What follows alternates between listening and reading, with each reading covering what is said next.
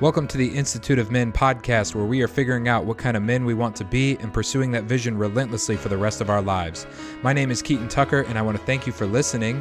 Today, we are talking about Christian leadership and the importance of being a disciple. Then we will go into our comments section, and we'll be finishing with today's gospel coming from Luke chapter 9.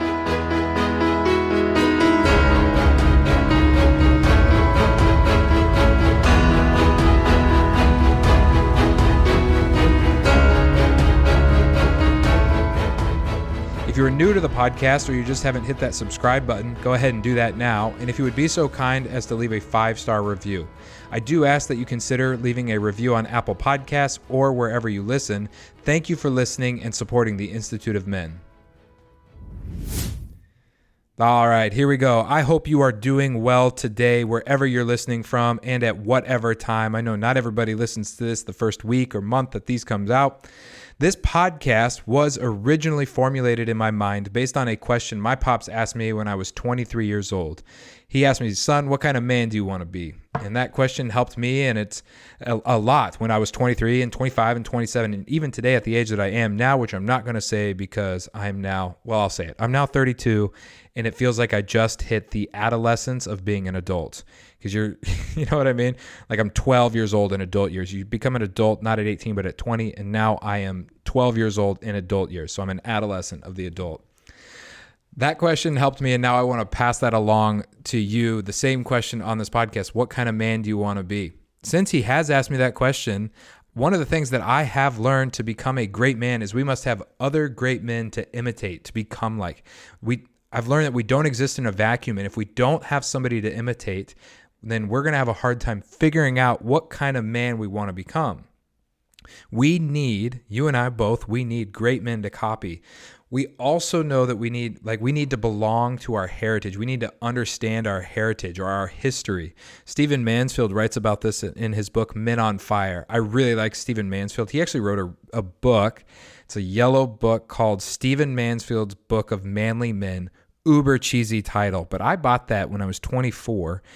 And it's a multi-part biography of several men. I think there's 20 men in there that he pulls characteristics out of. Highly recommend that book. It's got manly poetry, and he wrote another book, Men on Fire. And I really like what Stephen Mansfield, the work that he does. We also went to the same college, by the way, which is pretty cool. But in that book, he says, every man needs to know where he came from. Like every single man, whether you have a good upbringing or a bad upbringing, your history beyond just your mother and father, but even in your grandparents and your grandparents, if you can find that information. But not only that, we as Christians, we have an awesome heritage. You share in a great cloud of witnesses, a long-standing line of Christians who have come before you, who have built the world that you and I live in. And I think it's good to know that heritage even more than you might understand the heritage of your close-knit family. Especially, it might be a little bit harder to get your grandparents and your grandparents, but we have writings from the greatest Christians who have lived over the last 2,000 years, and we have that history, and we can study it, and we can imitate these people.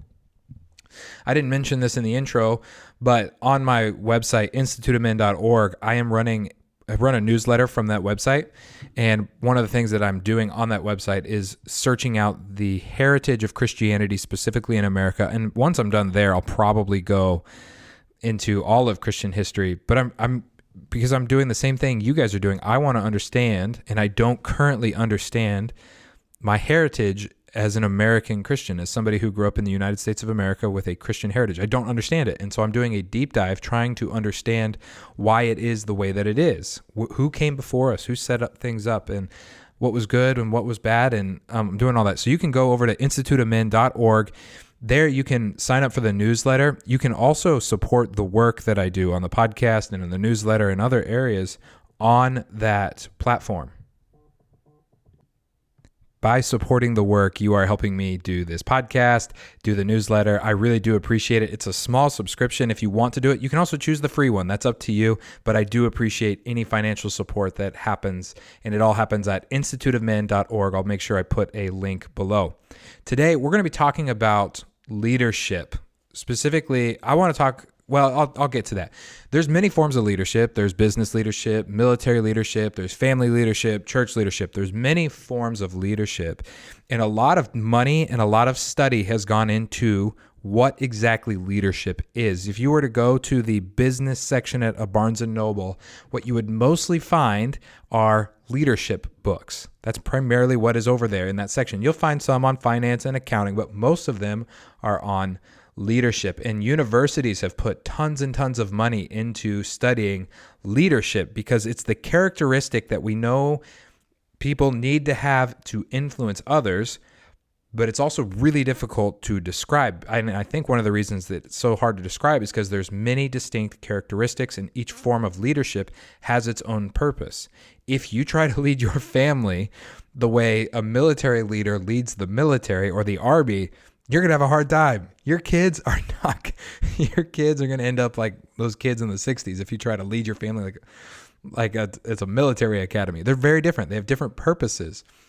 And each area has leadership. Every leadership thing has different. Sorry, that made me laugh, and now I'm all caught. I think one of the greatest leaders of all time. His name is Ernest Shackleton. He is. I only know about this guy because my father was obsessed with Ernest Shackleton.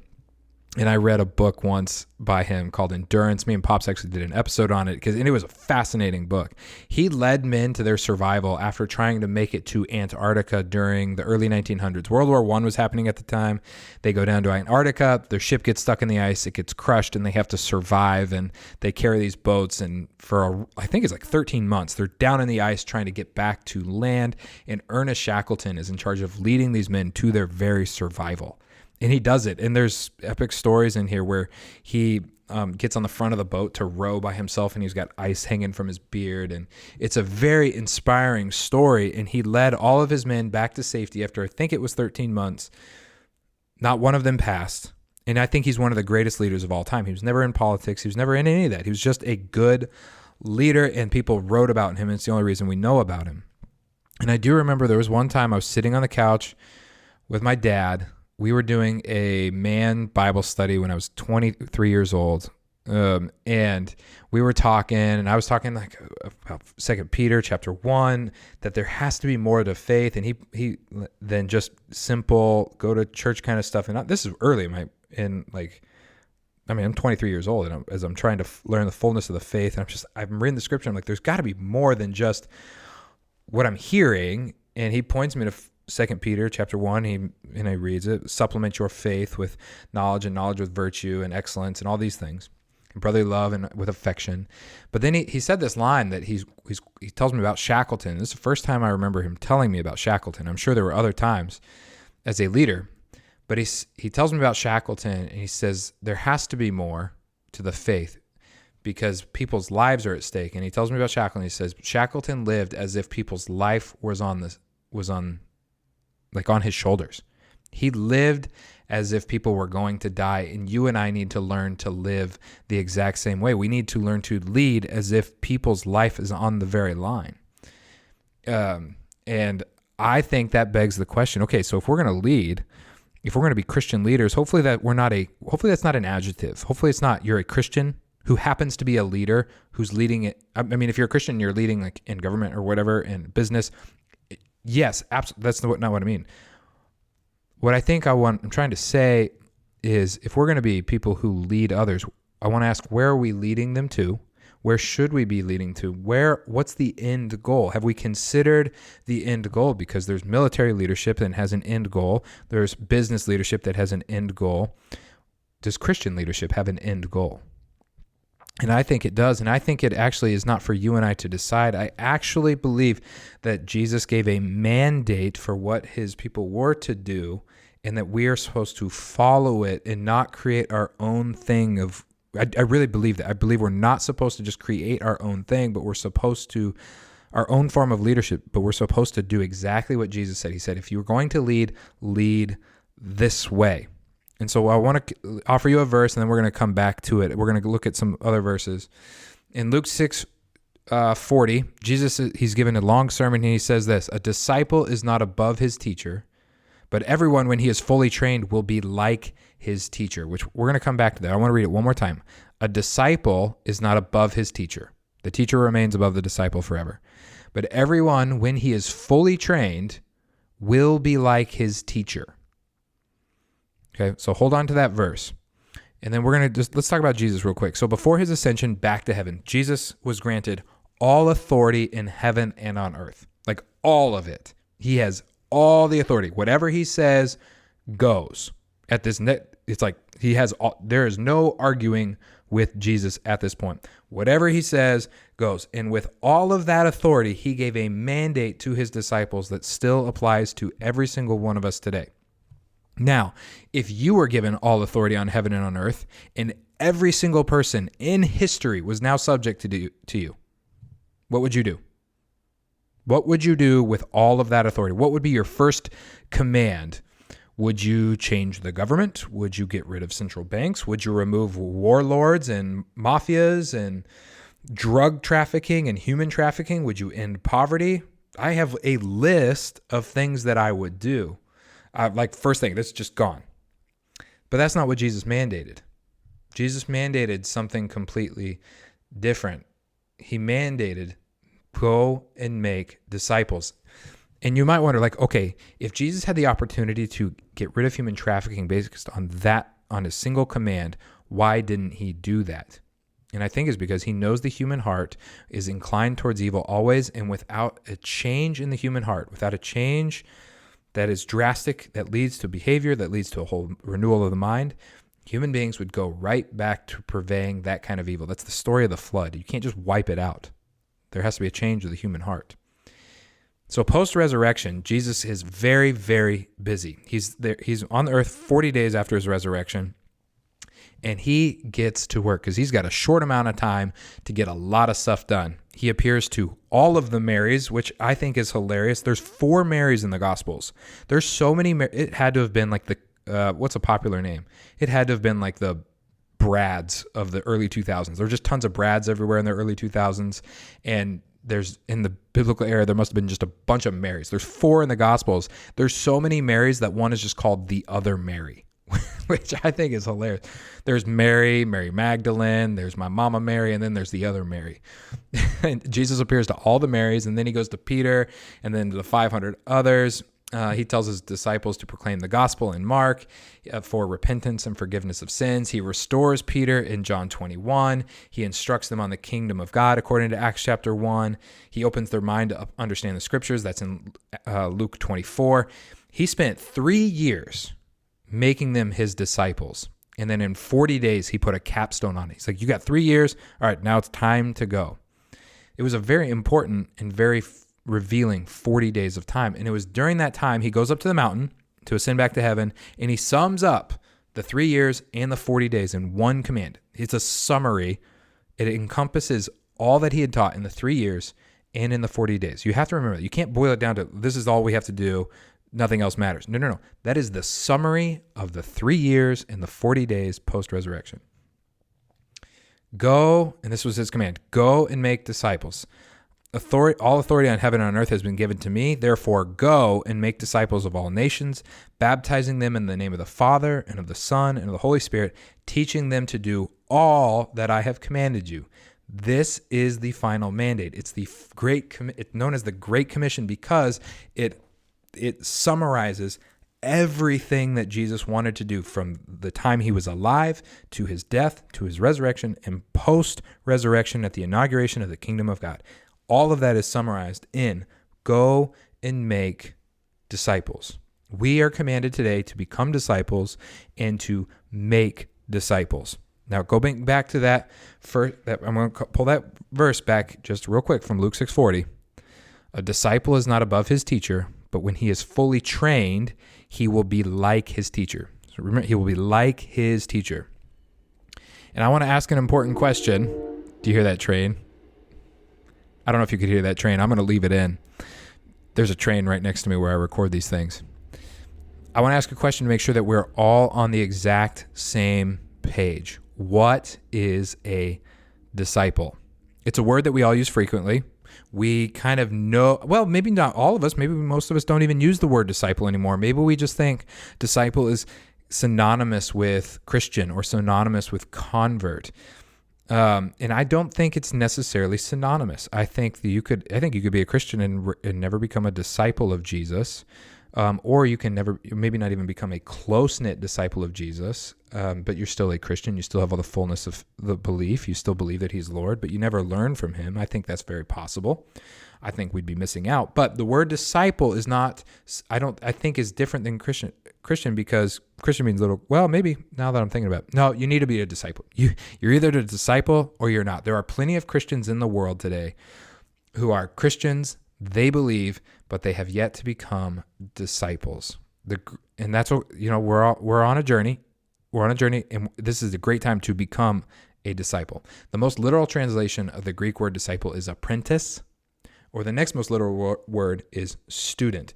So being a disciple is being an apprentice, or it's being a student of a teacher. It's learning the way of the teacher and becoming like the teacher. A disciple is, remember that verse, a disciple is not above his teacher, but when he is fully trained, he will be like his teacher. Being a disciple is learning to become like the teacher. It's believing what the teacher believes and doing what the teacher does. To use modern vernacular, it's participating in a training program. Jesus in Luke 6:40, when he says, when you are fully trained, he's telling people that I'm putting you on a training program to become like me. Like me. That's what he wants. He wants people. A disciple is somebody who is trying to imitate Christ. They're trying to be like Christ. They're trying to believe what Jesus believed, do what Jesus did, live their way in such a way that their life resembles Jesus. And Jesus intends to put us all on a training program if we would let him, that makes us like him in word, in deed, in action, in character, and in belief. And this might be the most important part of discipleship today, is becoming to believe what Jesus believed. Today, just like in every other era, this has been true of every other era. People want to take what they already believe, slap Jesus' name on it, and call it Christianity.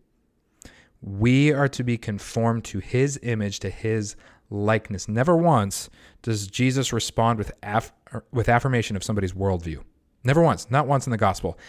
Everyone needed either a slight or even a great revision on what they believed. And, people who choose to slap Jesus' name on whatever they already believe, a lot of them have, pride flags on their churches, or they've come up with their own thing.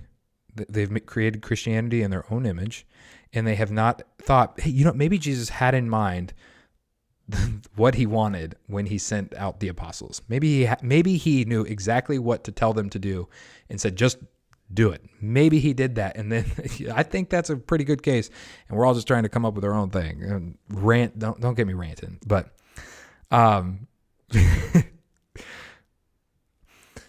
but today, just like in every other day, people want to slap Jesus' name on it and call it Christianity. Again, I see this seems to happen all the time with people with pride flags, or people who deconstruct their faith. And they end up hardly a Christian at all. And they try to build something all on doubt.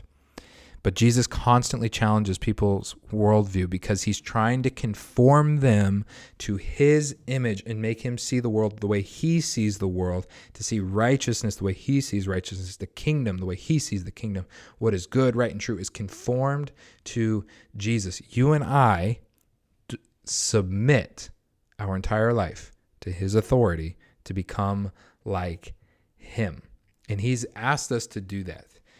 So Jesus has told us what our leadership mandate is. He said, what's the end goal? Because remember, in military leadership, there's an end goal. In business leadership, there's an end goal. In family leadership, there's an end goal.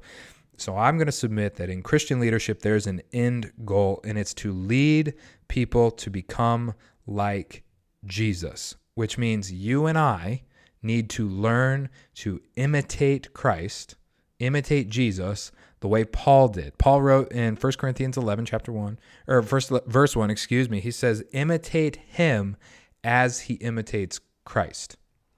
So there are people in the world today and throughout history who have done such a great job of imitating Jesus and becoming like him in holiness and in righteousness, not to perfection, no, of course not. But they've done such a great job, they are considered worthy of copying their way of life. A lot of them they're in the Gospels. There's heroes of the faith that you can read about, like that you can be like, their way of life is worth imitating.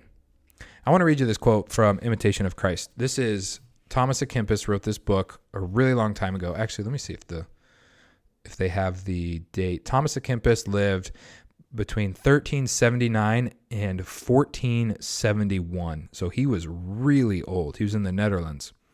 And he wrote a book called The Imitation of Christ. And this book, I asked a mentor of mine, his name is Scott.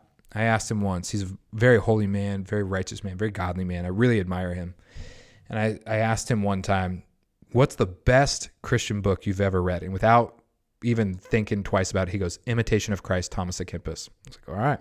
So I went and found myself a copy, and it's not a book you read cover to cover. It's a book the paragraphs are numbered so that you can read one paragraph at a time, because one paragraph at a time is all you need. But at the beginning, the first paragraph in Imitation of Christ is this: He who follows me can never walk in darkness, our Lord says. Here are the words of Christ, words of warning. If we want to see our way truly, never a trace of blindness left in our hearts.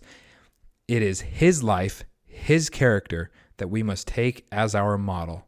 Clearly, then, we must make it our chief business to train our thoughts upon the life of Jesus Christ. That is a fancy way of saying become like Jesus. Believe what Jesus believed. Do what Jesus did, as if he was you. Now, there's like some things that you're like, no, I can't do that. Like, Jesus did not live in a home. He traveled from place to place. He had a very specific mission. We're talking about his teachings on the Sermon on the Mount in Luke chapter 6, the way he instructed those who would follow him to live. You can look at other parts of his life and copy those. There were times when Jesus would spend nights of prayer. There's times when he would disappear to a lonely place. There's times where he would just be by himself to pray. There was times when he was eating around a table with anybody and everybody, and there was a time when he was eating a table around with just his friends, and there was a time where he was eating around a table with the rich and the powerful, because Jesus would eat with anybody who would come to him. He never conformed to them, but he would eat with anybody who wanted to come to him. Let me read this one more quote from this book. Christ's teaching, how it overshadows all the saints have to teach us. Okay, when Thomas à Kempis writes of the saints, he's talking about the people whose life is worthy of emulating, of imitating. They are people who were great followers of Jesus, that you can imitate their way of life and be like, that is what a disciple of Jesus is. Because if we're going to be Christian leaders, hopefully we are leading people to become like Christ, which means we're leading people to become disciples of Jesus. Basically, we want to be people who can be imitated. We want to be people who can be imitated. You learn more from imitation than you do from anything else, and that's true of the people who will imitate you. You learn from imitation more than you'll learn from books, more than you'll learn from instruction. You learn by copying other people. That's why you're so similar to your parents, by the way. You just imitated them. Most of your life you spent imitating them. Imitation is how children grow into adults and to learn all that adults do. It's how kids learn to talk. Imitation is what apprentices do in the trade. Imitation is what Jesus' disciples did as they followed Jesus. It's the most effective form of leadership that multiplies. The most effective form is to imitate somebody who has been great, mainly Jesus.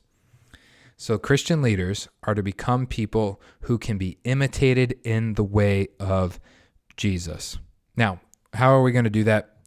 How do we make sure that we are becoming worthy of imitation in the way of Jesus? Well, there's some great verses that I want to just point out to you. I don't want to spend too much time on these, but the first one, you definitely want to pray. Jesus prayed all the time. Paul wrote in 1 Timothy chapter 2 that we should first of all then pray. First of all, before anything else, pray. You can say short prayers are good prayers, long prayers are good prayers. I have some tips about prayer on my YouTube channel. Pray, pray, pray, pray, pray. The other one is you want to train yourself for godliness. That means putting your body into a disciplinary structure so that you can become like Jesus. Most of your sin has never been a part of your body, never been separate from your body. You've always used your body to sin. You will always use your body to do things that are righteous and good and true. You will also use your body to do things that are not so good. You know what I mean? Okay? So one of the ways you train yourself for godliness is training through your body. That's using spiritual disciplines. That's using fasting, silence and solitude, refusing to speak for a time so that you can learn to control your tongue. It's also celebrating when there's things to be celebrating. If you're just trying to be pious the whole time, but you never celebrate the great things of life, you're going to be kind of a dull, and you're going to miss out on Jesus went to weddings. So you want to train yourself for godliness. There's a lot of verses in the Bible about training yourself for godliness. 1 Corinthians 9 is another one. And then you also, once you have done all that, once you've decided, I'm going to become a disciple of Jesus, then you for sure want to then set a public example for others. This is what Paul writes to Timothy. Timothy is the leader at the church of Ephesus, and Paul is giving him instructions on what to do. And here's what he says in 1 Timothy chapter 4, verses 12 through 15. He says, "But set the believers an example in speech and in conduct, in love and faith and purity." So set an example in all of those areas. "Devote yourself to the public reading of Scripture, to exhortation, and to teaching. Do not neglect the gift you have, which was given to you by prophecy when the council of elders laid their hands on you. Practice these things, immerse yourself in them so that all may see your progress." There is a time to let people see your progress in the Christian life. Now, that's different than practicing your righteousness in order to be seen by others so they can celebrate you. Like, oh, look how holy he is. And so, you don't want to receive your reward. That's a place of pride. You want others to see your progress so that they can imitate, they can look at you and be like, I want to follow Jesus the way he is following Jesus. He has become more humble, more peaceable, more kind, more loving, more faithful. He's been able to endure suffering better. I want to be like him in character. I've seen his progress. I want to be like him. That is the end goal of discipleship and Christian leadership. Today's comment comes courtesy of a wonderful gentleman. I'm assuming it's a wonderful gentleman based on his YouTube profile. I posted a clip that encouraged men to become a defender of what is good, right, and true. The comment is, so that's the clip. You're a man, become a defender of what's good, right, and true. The comment is just a question. Women can't defend what is good, right, and true? Just a question. Someone who is a woman responded to that comment and said, when did he say that? Which is a fair response. When did I say women can't be defenders of what is good, right, and true? I did not say that. I'm encouraging men because my audience is 95% men under 35. When did he say that?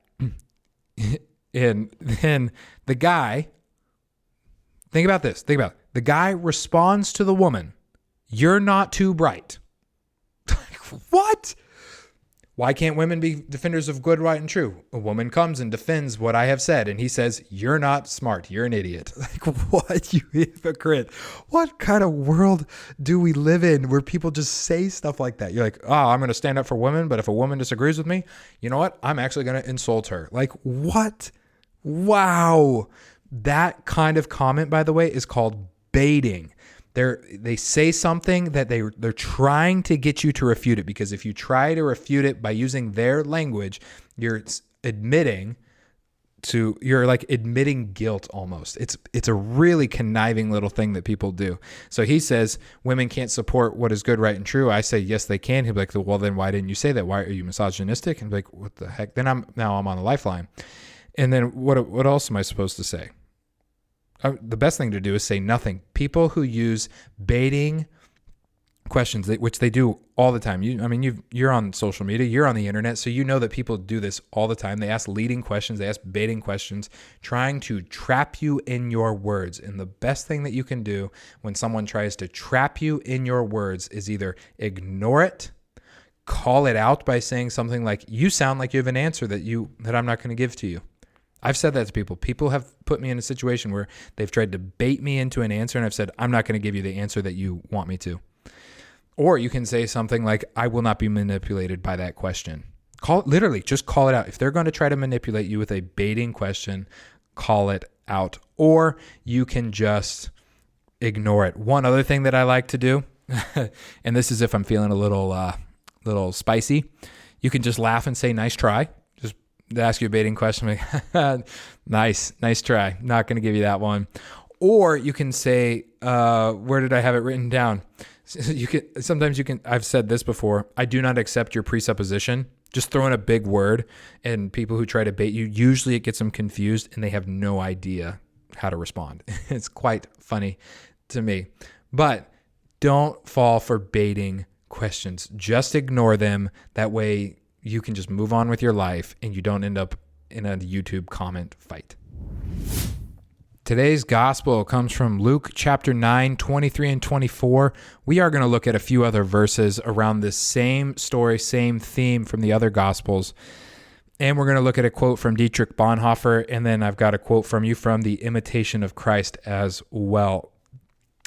This is what it says in Luke chapter 9, verses 23 and 24. And he said to all people, if any man would come after me, let him deny himself and take up his cross daily and follow me. For whoever would save his life will lose it, and whoever loses his life for my sake will save it. So taking up your cross is a daily thing. It's you die to yourself daily. And I want to talk specifically about that when it comes to words, denying yourself when it comes to words. This is going to be the context that a lot of times where you and I have to deny ourselves because people say things that are hurtful. Words hurt your ego because they're true. So there's that portion, right? Somebody could say something to you that is true and it hurts because it hurts your ego, but you need to hear it. Just because something hurts your ego doesn't mean you don't need to hear it or it's not good for you. There's the reproof is better than hidden love. Reproof, wounds from a friend are better. There are times when you need to hear that, but there's also times when people say stuff about you that is not true. It gets spouted as if it was true, and that hurts the most. That cuts deep. Most of the time, it's not words directed right at you. It's words that are said about you to other people, and you have no chance to even defend yourself. You have no chance to make a claim for yourself. You have nothing that you can do. And the reason I want to talk about words specifically is because Jesus in I believe it's Matthew chapter 10. I believe it's Matthew chapter 10. He sends out his disciples. It's a very similar story to what I have just read here. And he says, I'm sending you out in the midst of wolves. But he says, if they've called the master of the house Beelzebul, what more will they say to those of his own household? So they're calling Jesus the devil. They're calling him Beelzebul. What are they going to say about you? And then he says, have no fear of them. People are going to say stuff about you, especially the more and more that you want to follow Jesus. The more you decide to follow Jesus, there goes that train again. It's the T going down into downtown Boston. It's loud. The more you choose to follow Jesus, the more you're going to have to forfeit your reputation. Because most of what you and I call life, I feel this is life-giving. Most of what that means is you are seen as great and noble in the eyes of others, and it gives you life, and they affirm you, and they celebrate you, and they compliment you, and that's good. Don't get me wrong, that's good. It's good to be celebrated. It's good to be loved. It's good to be considered noble. It's good to be considered worthy. Those are all good. But if that was taken away, what life would you have? Would you still have a life? Like what if following Jesus cost you something? What if it cost you everything? And Jesus says you need to count the cost of discipleship. In Luke chapter 14, Jesus warns, you need to count the cost because following me will eventually cost you some relationships. And he lists the most important relationships in your life. Wife, mother, father, brother, sister, the most important relationships.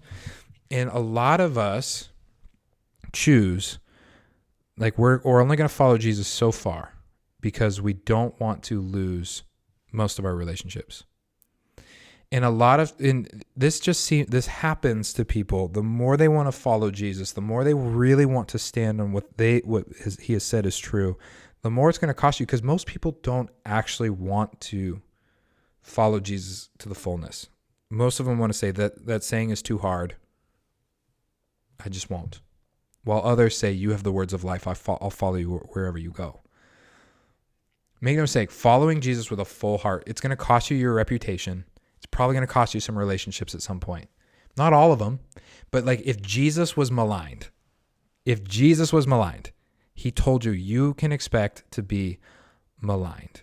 It is a false notion that if you're a good enough Christian, everybody will like you. Jesus said, woe to you, to those who only have good things said about them. If you meet somebody and all they have is something good said about them, you might wonder if they're compromising somewhere. And the reason I can say this with any authority is because I did this. I wanted to protect my reputation as a Christian more than anything, to the point where I would even deny that some people were real Christians if I didn't like what they were doing, if they had convictions and they would tell people about them. I'd be like, well, that's not what Christianity is about. Christianity is about just accepting and love and ha-da-da, and there's no conviction of sin. There's nothing. And I would say that because I wanted to be seen, affirmed, and I wanted to be well affirmed in the eyes of men, whether they were in the church or not. I wanted everyone to think well of me. And I wasn't willing to count the cost, and I wasn't willing to follow Jesus all the way into the truth, because there's things that Jesus says that are absolutely shocking and people just don't want to follow. I was one of them. And by grace, for those who desire, God will give you the grace to follow Jesus more and more and more and more, to the point where sometimes it's going to cost you something. Because again, in Matthew chapter 10, he says, if they've called the master of the house Beelzebul, how much more will they malign those of his household? And if you want to know, where Jesus talks about the weight of following him, the cost of following him to further and further, Matthew chapter 10, Luke chapter 9, Luke chapter 14, you can read through those passages, and that will show you what's the true cost of being a disciple of Jesus. There was a guy, he's a hero of the faith. His name's Dietrich Bonhoeffer.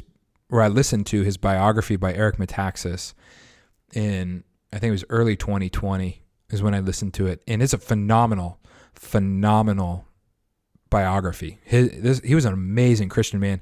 He was an intense disciple of Jesus. He wrote a book. He was a theologian. He was also a pastor. He had written a book called The Cost of Discipleship, which is a very intense read, very good read. He also wrote a book on Christian community called Life Together. He was an amazing man. The only reason you know Dietrich Bonhoeffer's name, the only reason I know it, and the only reason people have written books about him is because he died at the hands of Hitler. He was, I believe he was hung to death. And what he had done here's Dietrich Bonhoeffer's story. In the early 1930s, before anyone really knew what the level of evil that was in Hitler, Dietrich Bonhoeffer was very concerned with the alignment of the German church with the Nazi Socialist Party, with Hitler's party. He did not like it. He thought it was wrong. And he had prophet's eyes when he looked at Hitler, and he basically called out the entire church and said, what you are doing is evil. You can't participate in this. And they excommunicated him. So they're like, you're done. And so he went and he started a seminary, underground seminary, teaching people about theology and following Jesus, and it was really intense. They would read every psalm every single day, or they would pray the psalms every single day, all 150 of them. But he wanted to form people in the way of Jesus, so that they could withstand what was to come of the Nazi party. And he saw it, and he eventually wrestled with the idea: do I need to be part of assassinating Hitler because I know what he's doing? He wrestled with that, and he made a very hard decision. It cost him his life. Anyway, so this guy is a hero of the faith, and in his book, Cost of Discipleship, I just want to read you this quote from this, and then I have a quote, one more from The Imitation of Christ, because I'm pretty sure Dietrich Bonhoeffer loved The Imitation of Christ. The cross is laid on every Christian. The first Christ suffering, which every man must experience, is the call to abandon the attachments of this world. It is that dying of the old man which is the result of his encounter with Christ. As we embark upon discipleship, we surrender ourselves to Christ in union with his death. We give over our lives to death. Thus it begins. The cross is not the terrible end to an otherwise God-fearing and happy life. Man, that is a great line. Thus it begins. The cross is not the terrible end to an otherwise God-fearing and happy life, but it meets us at the beginning of our communion with Christ. When Christ calls a man, he bids him come and die. He bids him come and die. Jesus is here to offer you life, but not necessarily to make your dreams come true. And there is a cost to following him. And I got one more quote that I want to read to you. This is also from Imitation of Christ, because it's good. If you want to be a disciple, you have to count the cost. You have to count the cost. When Christ lived in the world, he too met with human contempt. His own intimate friends at the hour of his greatest need left him to face insult. Christ, so ready to suffer and be despised, yet his followers have complaints to make. You have complaints to make. Christ with enemies and slanderers all about him, and do you expect to find nothing but friendship and kindness? The crown is for endurance. Where is it going to come from if you've never met with difficulties? If you want to have everything your own way, you're no friend of Christ. You must hold out with him for love of him before you can share in his kingdom. If you want to follow Jesus, if you're going to stand firm on some convictions, it's going to cost you at some point.